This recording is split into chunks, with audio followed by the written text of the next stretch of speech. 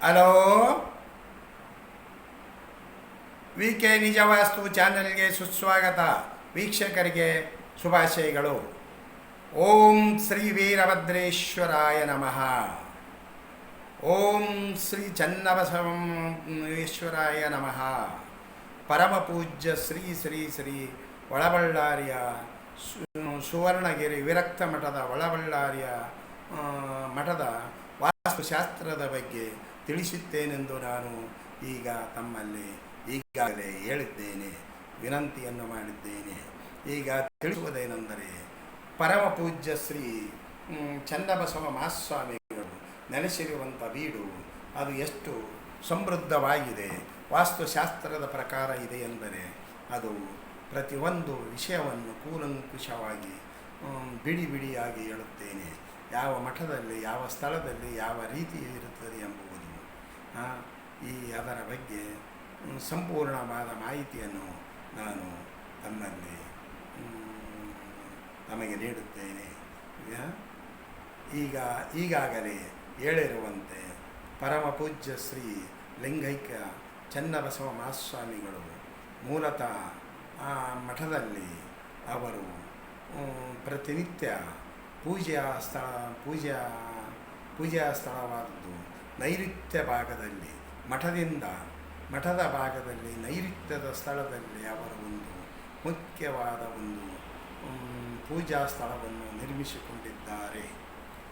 ಅದರಲ್ಲಿ ಪ್ರತಿನಿತ್ಯ ಅವರು ತಾವು ಪೂಜೆಯನ್ನು ನಿರ್ಮಿಸುತ್ತಿದ್ದಾರೆ.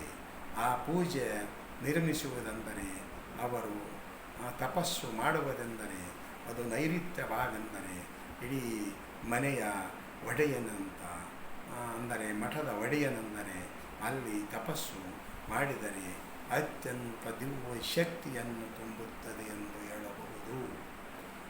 ಆ ಕಾರಣಕ್ಕೆ ಅವರು ಅಲ್ಲಿ ಮಾಡಿದ ತಪಸ್ಸಿನ ಫಲವಾಗಿ ಆ ಮಠಕ್ಕೆ ಒಳ್ಳೆಯ ಅಭಿವೃದ್ಧಿಯನ್ನು, ಕೊಡುಗೆಯನ್ನು ಕೊಟ್ಟಿದೆ ಎಂದು ನಾನು ಹೇಳಲಿಕ್ಕೆ ಇಷ್ಟಪಡುತ್ತೇನೆ. ಮುಖ್ಯವಾದ ಮಠವೆಂದರೆ, ಮೊದಲು ಚಿಕ್ಕ ಒಂದು ಮಠವಿತ್ತು. ನಾನು ಆಗಾಗ ಭೇಟಿ ಕೊಟ್ಟಾಗ ನೋಡುತ್ತಿದ್ದೇನೆ. ಆ ಮಠದ ನೈಋತ್ಯ ಭಾಗದಲ್ಲಿ ಪರಮ ಪೂಜ್ಯ ಶ್ರೀ ಚನ್ನಬಸವ ಮಹಾಸ್ವಾಮಿಗಳು ಅವರು ಪ್ರತಿನಿತ್ಯದಲ್ಲಿ ಪೂಜೆಯನ್ನು ಮಾಡುತ್ತಿರುವಂಥ ಸ್ಥಳವೆಂದರೆ, ನೈಋತ್ಯ ಭಾಗ ಎಂದರೆ ಅದು ಎಷ್ಟು ಚೆನ್ನಾಗಿದೆ ಎಂದರೆ, ಆ ಮಠದ ಅಧಿಪತಿ ನೈಋತ್ಯ ಭಾಗದಲ್ಲಿ ಪೂಜೆಯನ್ನು ಸಲ್ಲಿಸಿದರೆ ಅದು ಬಹಳ ಬಹಳ ಫಲಪ್ರದವಾಗಿರುತ್ತದೆ.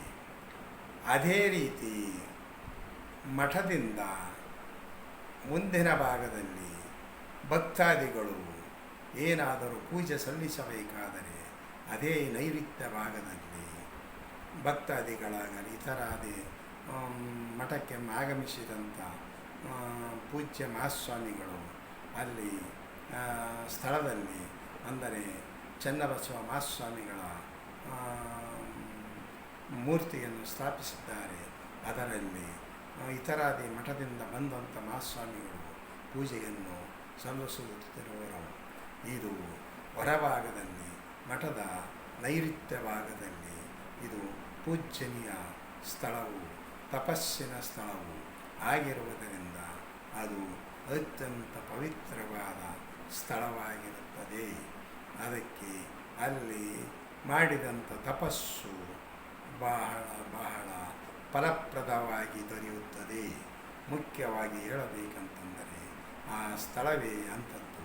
ಆ ಮಹಾನ್ ಭಾವರು ಮಾಡಿದಂಥ ತಪಸ್ಸಿನ ಫಲಪ್ರದವಾಗಿ ಈಗಾಗಲೇ ಸುತ್ತ ಒಂದು 3-4 ಜಿಲ್ಲಾ ಕೇಂದ್ರಗಳಿಗೆ ಮಹಾಸ್ವಾಮಿಯವರ ಆಶೀರ್ವಾದ ಜನರು ತೆಗೆದುಕೊಳ್ಳುತ್ತಿದ್ದಾರೆ. ಅಲ್ಲಿ ಪ್ರತಿನಿತ್ಯ ದಾಸೋಹವು ಇರುತ್ತದೆ. ಭಕ್ತಾದಿಗಳು ತುಂಬಿ ತುಳುಕುತ್ತಿದ್ದಾರೆ. ಆ ಮಠವು ಭಕ್ತರಿಂದ ಕೂಡಿ ತುಂಬಿ ತುಳುಕುತ್ತಿದೆ. ಮಠಕ್ಕೆ ಸಂಪತ್ತು ಎಂದರೆ ಭಕ್ತರು, ಮಠದ ಅಭಿವೃದ್ಧಿ ಎಂದರೆ ಭಕ್ತರು. ಮಠಕ್ಕೆ ಸಂಪತ್ತಿನಿಂದ ಕೂಡಬೇಕೆಂದರೆ ಅಲ್ಲಿ ಪ್ರತಿನಿತ್ಯ ದಾಸೋಹ ಎಂಬುವುದು ನಡೆಯಬೇಕು.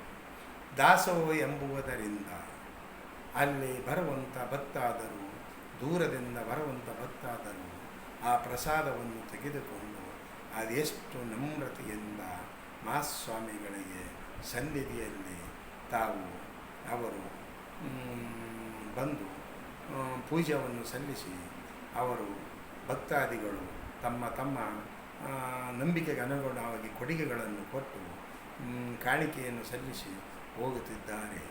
ಆದರೆ ಕೇವಲ ಕಾಣಿಕೆ ಎಂಬ ವಿಷಯವಲ್ಲ, ಮುಖ್ಯವಾಗಿ ಭಕ್ತರಿರಬೇಕು.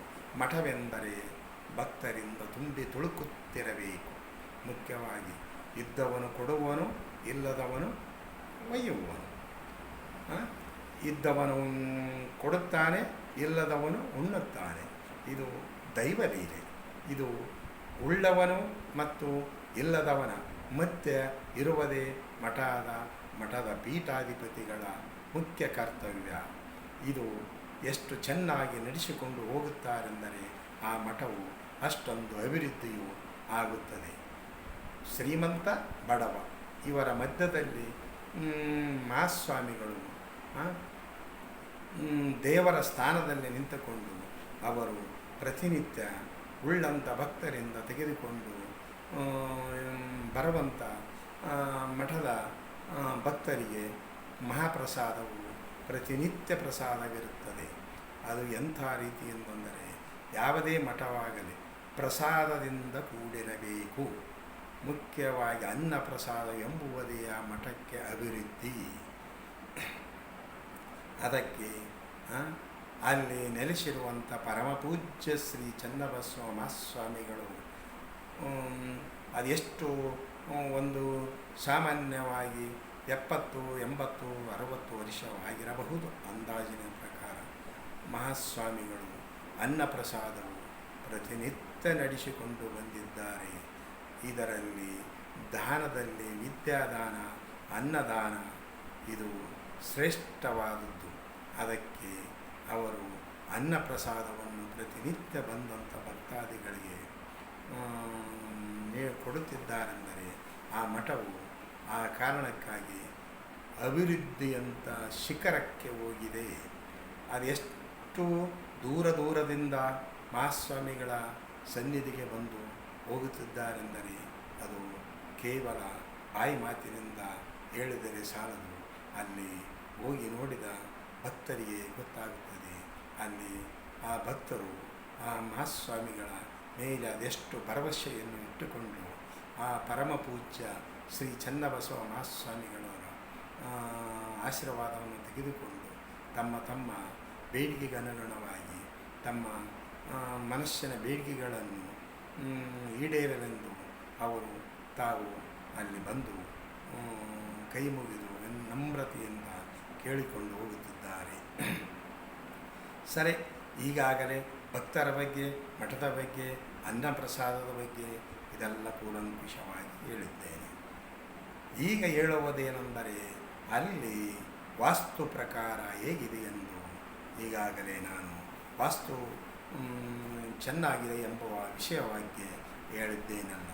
ಅದು ಏನೆಂದರೆ ಮುಖ್ಯವಾಗಿ ಆ ಮಠಕ್ಕೆ ಎಡಭಾಗದಲ್ಲಿ, ಮುಖ್ಯ ಮಠದಿಂದ ಎಡಭಾಗದಲ್ಲಿ ಒಂದು ದ್ವಾರವಿದೆ. ಅಂದರೆ ಪಶ್ಚಿಮದ ಭಾಗದಲ್ಲಿ ಒಂದು ಮುಖ್ಯವಾದ ಒಂದು ದ್ವಾರವಿದೆ. ಮುಖ್ಯವಾದ ಮಠದಿಂದ ಮುಖ್ಯ ದ್ವಾರವಿದೆ. ಅದು ಪಶ್ಚಿಮದ ವಾಯು ಎನ್ನುತ್ತದೆ. ಆ ಪಶ್ಚಿಮದ ವಾಯು ಎಂಬುದು ಆ ಬಾಗಿಲಿನಿಂದ, ದ್ವಾರ ಬಾಗಿಲಿನಿಂದ ಪ್ರತಿನಿತ್ಯ ತುಂಬಿ ತುಳುಕುತ್ತಾರೆ ಭಕ್ತಾದಿಗಳು. ಕೈ ಮಾಡಿ ಕರೆಯುವಂಥ ದ್ವಾರ ಅದು. ಆ ದ್ವಾರದ ಮಹಿಮೆಯಿಂದ ಅದು ಭಕ್ತರು ಪ್ರತಿನಿತ್ಯ ಬರುತ್ತಿದ್ದಾರೆ. ಅದರ ದ್ವಾರದ ಮಹತ್ವವೇ ಅಂಥದ್ದು. ಎಲ್ಲಿ ಮಠದಿಂದ ಪಶ್ಚಿಮದ ವಾಯುಭಾಗದಲ್ಲಿ ಎಡಭಾಗದಲ್ಲಿ ಬರುತ್ತದೆ. ಮಠವು ಉತ್ತರದ ಅಭಿಮುಖವಾಗಿ ಇದ್ದು ಎಡಭಾಗದಲ್ಲಿ ಪಶ್ಚಿಮದ ಅಭಿಮುಖವಾಗಿ ಮಹಾದ್ವಾರವು ಇರುವುದಲ್ಲ. ಅದು ಅತ್ಯಂತ ಒಳ್ಳೆಯ ಶುಭ ಫಲವನ್ನು ಕೊಡುವಂಥ ಸ್ಥಳ. ಇದು ಬಹಳ ಅದೆಷ್ಟೋ ಜನರಿಗೆ ಗೊತ್ತಿಲ್ಲ.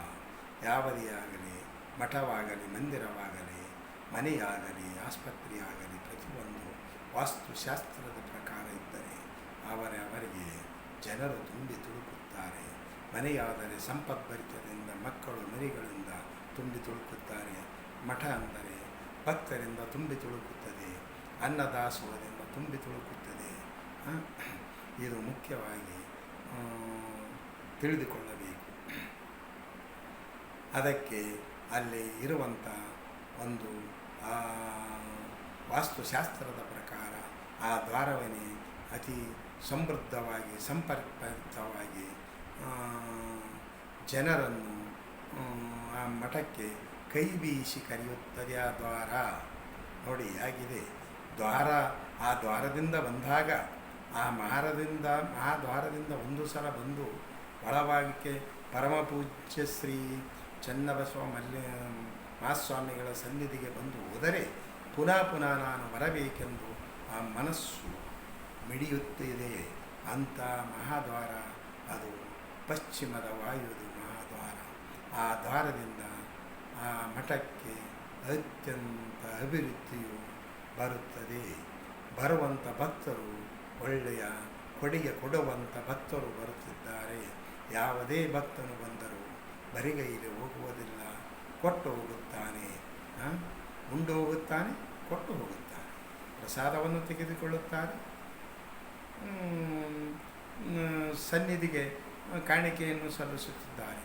ಅಂದರೆ ಆ ಮಠವು ಅದೆಷ್ಟು ಅಭಿವೃದ್ಧಿಯ ಪಥದತ್ತ ನಡೆಯುತ್ತದೆಂದರೆ ಪ್ರತಿಯೊಂದು 10 ವರ್ಷದಿಂದ 10 ವರ್ಷಕ್ಕೆ ಉನ್ನತವಾದ ಮಟ್ಟಕ್ಕೆ ಹೋಗುತ್ತದೆ.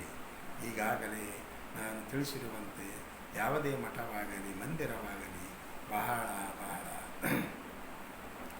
ವಾಸ್ತುಶಾಸ್ತ್ರದ ಪ್ರಕಾರ ಇದ್ದರೆ ಮಾತ್ರ ಅದು ಆ ಮಠಕ್ಕೆ ಭಕ್ತರಿಂದ ತುಂಬಿ ತುಳುಕುತ್ತದೆ ಎಂದು ಮಠವಾಗಲಿ ಮಂದಿರವಾಗಲಿ ಎಂಬ ವಿಷಯದ ಬಗ್ಗೆ ಶ್ರೀ ಚನ್ನಬಸವ ಮಹಾಸ್ವಾಮಿಗಳ ಮಠದ ಒಳಬಳ್ಳಾರಿ ತಾತನವರ ಬಗ್ಗೆ ನಾನು ಈ ವಿಡಿಯೋವನ್ನು ಮಾಡಿದ್ದೇನೆ. ಮುಂದಿನ ವಿಡಿಯೋದಲ್ಲಿ ನೋಡಿ ಎಷ್ಟು ಅಭಿವೃದ್ಧಿಯ ಬಗ್ಗೆ ಇರುತ್ತದೆ ಎಂಬುವ ವಿಷಯವಾಗಿ ನಾನು ಮುಂದಿನ ವಿಡಿಯೋವನ್ನು ಹೇಳುತ್ತೇನೆ.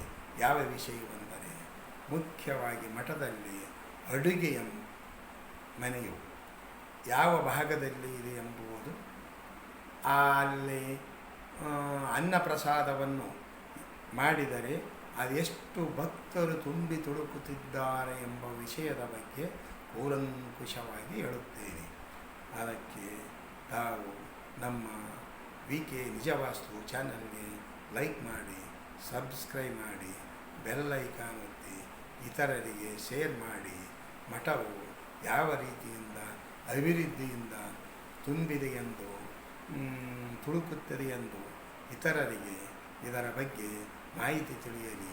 ಮೊದಲು ಯಾವುದೇ ಆಗಲಿ ಮನೆಯಾಗಲಿ ಮಠವಾಗಲಿ ಮಂದಿರವಾಗಲಿ ವಾಸ್ತು ಪ್ರಕಾರ ನಿರ್ಮಿಸಿಕೊಂಡರೆ, ಒಂದು ವೇಳೆ ಈಗಾಗಲೇ ಕೆಟ್ಟಿದ್ದರೆ ಅದನ್ನು ಪುನರ್ ನಿರ್ಮಾಣ, ಸಣ್ಣ ಪುಟ್ಟ ಚಿಕ್ಕ ಪುಟ್ಟ ತಪ್ಪುಗಳು ಇದ್ದರೆ ಮನೆಯಾದರೇನು ಮಠವಾದರೇನು ಮಂದಿರವಾದರೇನು ಅದನ್ನು ಸರಿಪಡಿಸಿಕೊಂಡರೆ ಮತ್ತೆ ಉನ್ನತವಾದ ಮಟ್ಟಕ್ಕೆ ಮುಟ್ಟುತ್ತದೆ ಎಂದು ಹೇಳಿ ನನ್ನ ವಿಡಿಯೋವನ್ನು ಮುಗಿಸುತ್ತೇನೆ. ಮುಂದಿನ ವಿಡಿಯೋದಲ್ಲಿ ನಾನು ಮತ್ತೆ ಬರುತ್ತೇನೆ.